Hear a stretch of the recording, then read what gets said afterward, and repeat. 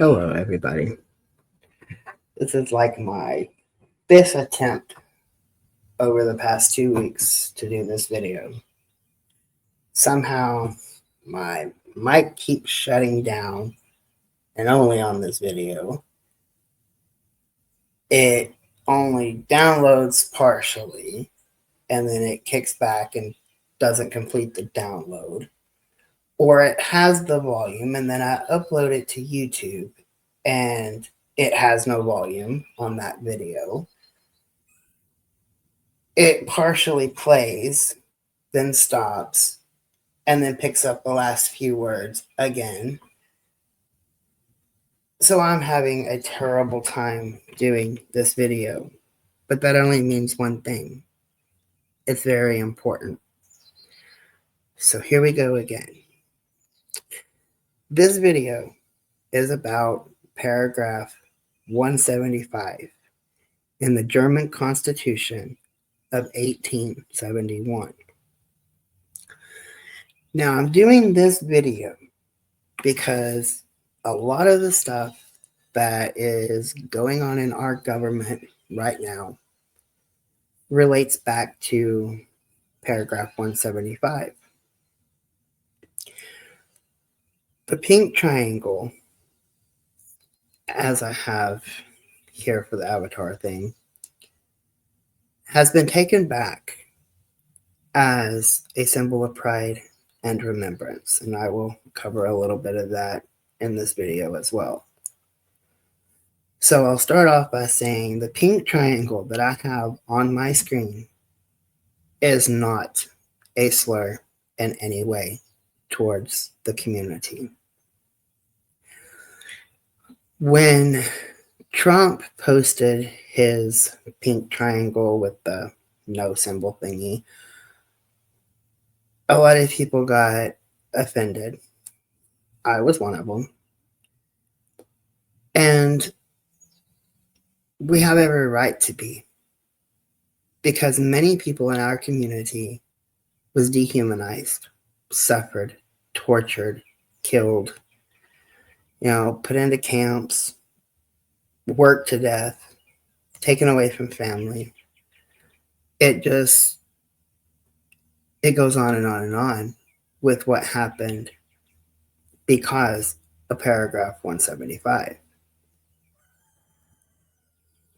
When we look at the things that's going on now, currently, especially in Texas and Florida, but there are many other states as well, I see the past, I see history repeating itself, being punished and criminalized and everything for masquerade laws, walking while trans kind of thing. The attacks on the intersex community by the president saying that there is only male and female.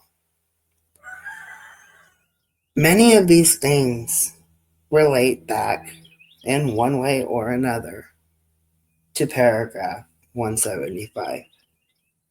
And there is a couple of documentaries, a couple of books and stuff that I will mention throughout this video. And I highly suggest that you take the time to watch them.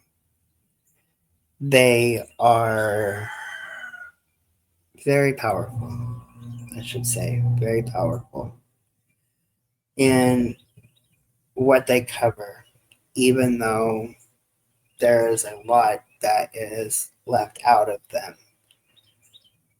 They do cover and give a great deal of information on how things were during that certain time. So while I am reading through these 4 or 5 pages here, keep in mind that today, in this time, cisgendered women are being arrested because someone thinks they're trans because they're too tall, Their shoulders are a little too broad. Their leg muscles are a little bit too strong. They have biceps. Some of them may have hormonal conditions where they have a little bit of a mustache. The laws that's being put into place to erase the LGBTQIA community, that the government is targeting more specifically trans women, but everybody's a target. It just currently at this time seems to be falling harder for trans women. So cisgendered heterosexual women are living being persecuted because they are deemed too masculine. Keep that in mind. Because this isn't just about the LGBTQIA community anymore. There's others being affected. So during World War II and the Holocaust, the Nazi Party targeted a number of groups for incarceration, dehumanization, and death. In the concentration, labor, and death camps, various groups had a symbol sewn to their uniforms to indicate the reason why the Nazis chose to imprison them. Among the targeted groups were men identified as gay by the Nazi regime. These men were forced to wear pink triangles sewn to their uniforms. Due to the work and activism of LGBTQ plus communities across the world, the pink triangle has been reclaimed as a symbol of pride and remembrance for around like the last 50 something years now.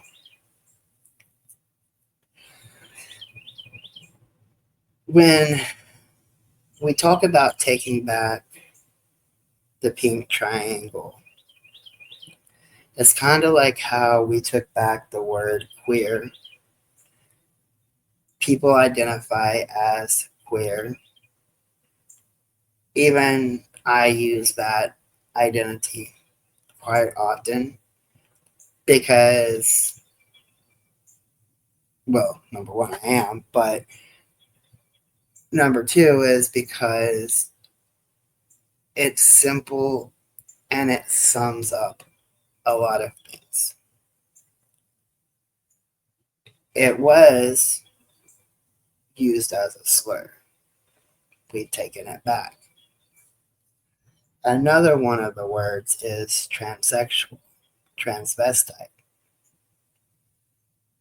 We have begun to reclaim those two words as well as a identity, a personal identity for those within the community that do not identify as such, and for outside of the community, it's still a touchy subject. But I do know probably about 14 or 15 women who identify as transsexual or transvestite. And that's their identity. They own it. That's just them. It's just who they are. A lot of people still use the words transgender instead. LGBTQ plus communities in the former West Germany and later the New York City were among the first to reclaim the pink triangle as a source of pride and remembrance in the 1960s and 70s. It became more widely known in popular culture in the mid 1980s when a group of gay activists created a poster with an upturned pink triangle and the phrase "silence equals death" to publicize the inaction and homophobia of institutions during the AIDS epidemic. The pride and remembrance that the pink triangle signifies today is in contrast with its initial use as an identifying symbol under Nazi terror. While the exact figures are not known, the United States Holocaust Memorial Museum, USHMN, estimates that between 5,000 to 15,000 men wore the pink triangle in Nazi camps.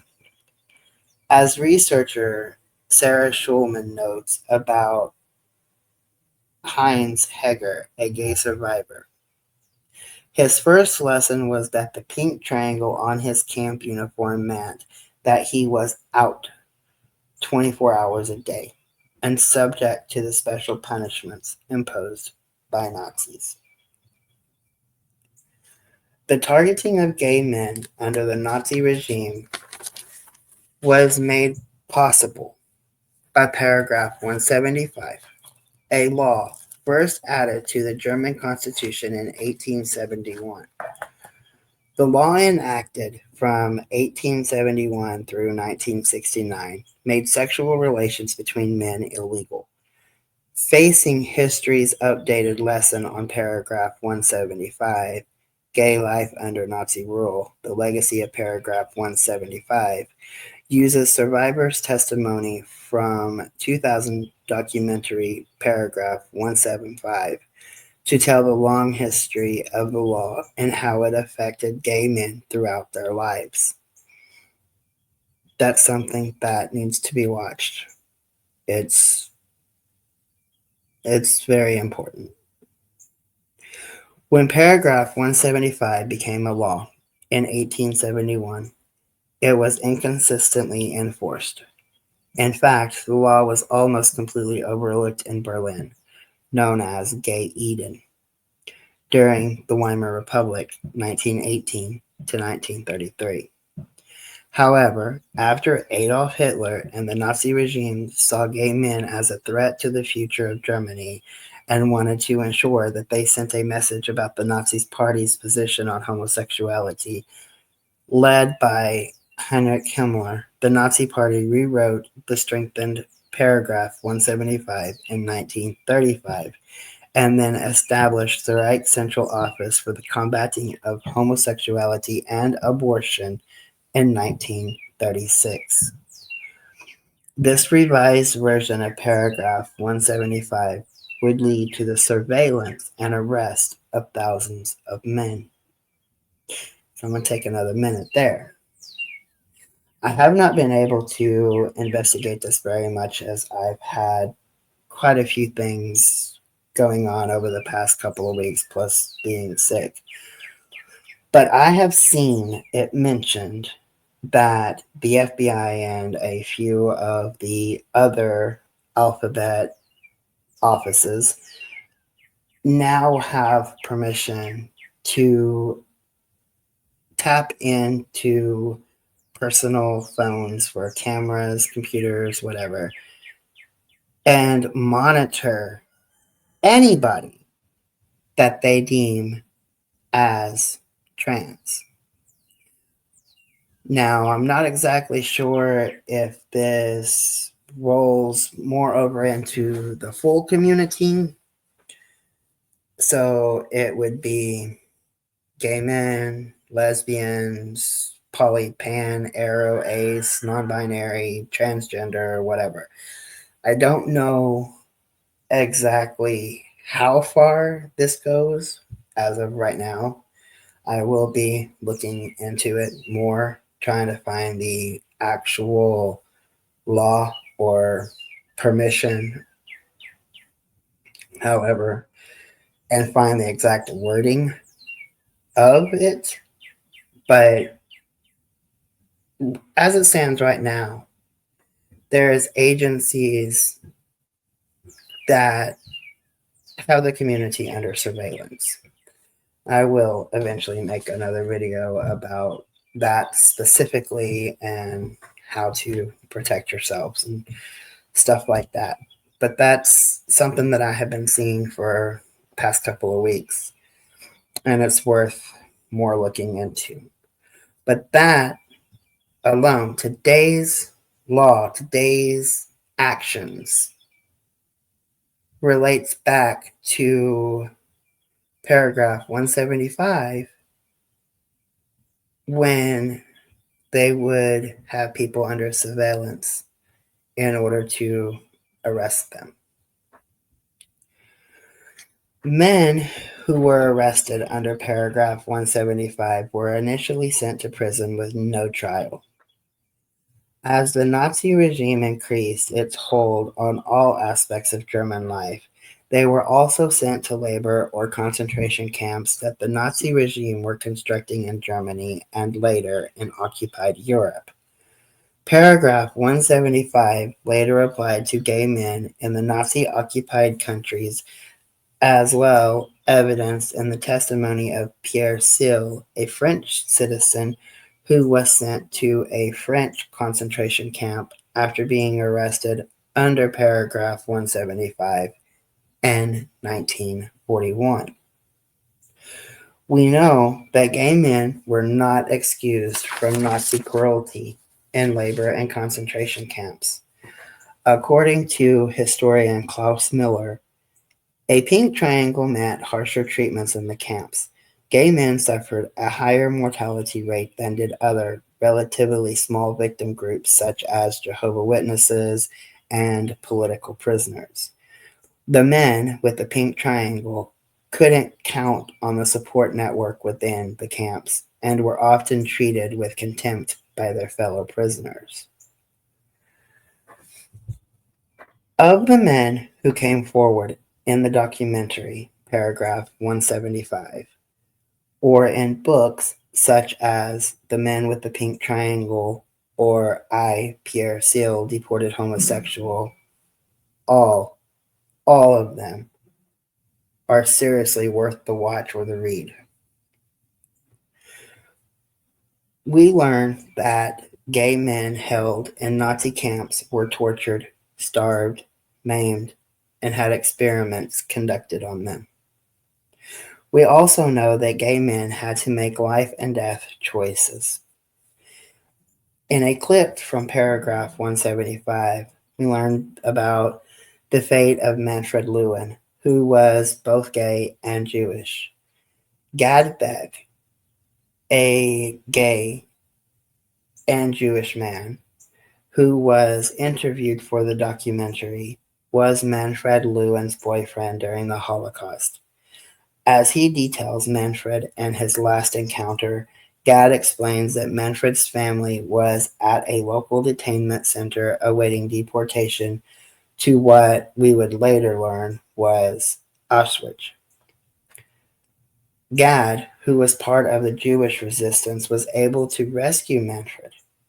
As they were walking away from the detainment center, Manfred made the choice to go back with his family. He told Gad that he was the strongest person in his family and that they wouldn't survive without him. Manfred walked back to the detainment center, and he would later die at Auschwitz. The end of World War II and the Holocaust was not the end of paragraph 175. The law remained on the books in both East and West Germany, and the persecution of gay men continued. For gay men, this included the risk of arrest and detainment in jails or prisons. From 1945 to 1969, gay men in the East and West Germany made choices to be careful or hide their sexual identity in order to avoid the consequences of paragraph 175. Few gay men asked for survivor benefits from the German governments to address their suffering under the Nazi regime because asking for benefits would out them again, making them vulnerable to additional arrests and prison sentences.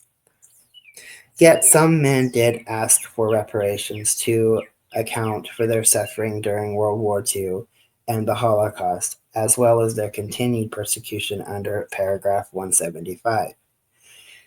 In this introduction to the book, The Man with the Pink Triangle, Klaus Miller, the director of paragraph 175, tells the story of Karl Gorath. Gorath was arrested and sent to jail in 1949 for a paragraph 175 violation 4 years after the end of World War II.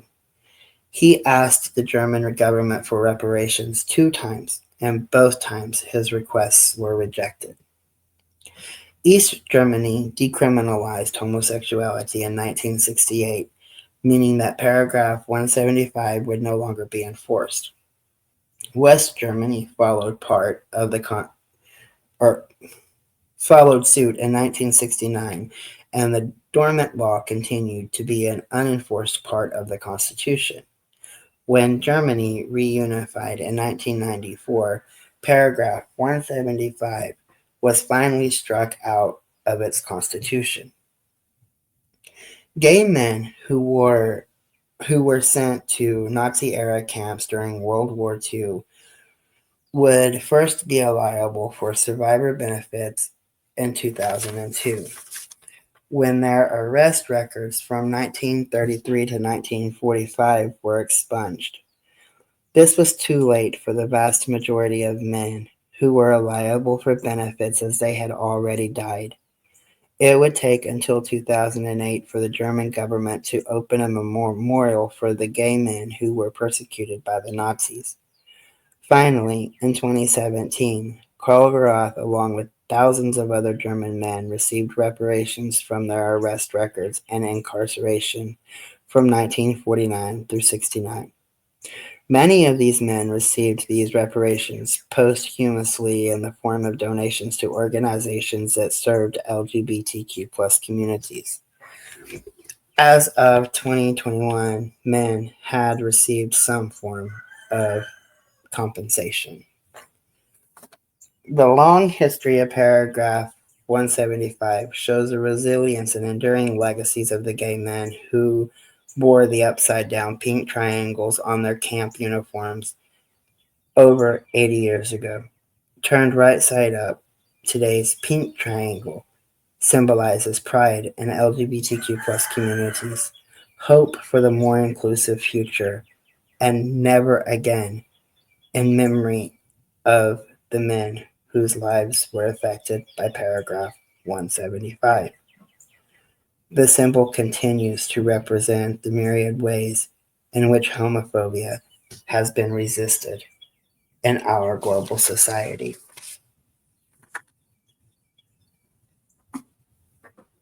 When you look back and you hear on the news that a cis woman got arrested, that a trans athlete got turned away from a sport, the youth in the community that's just fighting for the right to dress the way that they can express themselves and be happy and live full, long lives are getting expelled from school or getting sent to the principal's office or having their parents called just simply because they want to be who they are. When cis men are getting accused of being gay because they're a little too feminine, marriages are broken up because of accusations. Lives are on the line now. And everything that is happening now is what happened with paragraph 175. It is okay to not be erased.